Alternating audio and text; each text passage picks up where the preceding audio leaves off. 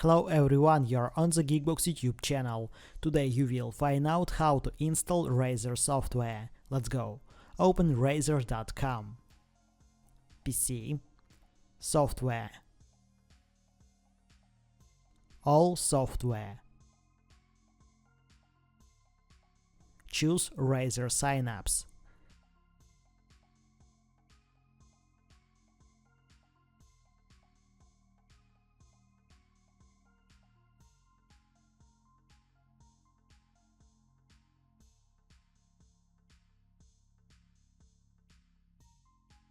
Select the desired software.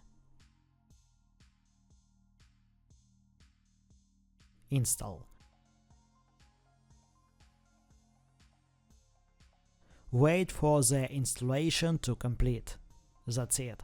Now you know how to install Razer software. Thanks for watching, please like and subscribe to the channel. Good luck and see you soon.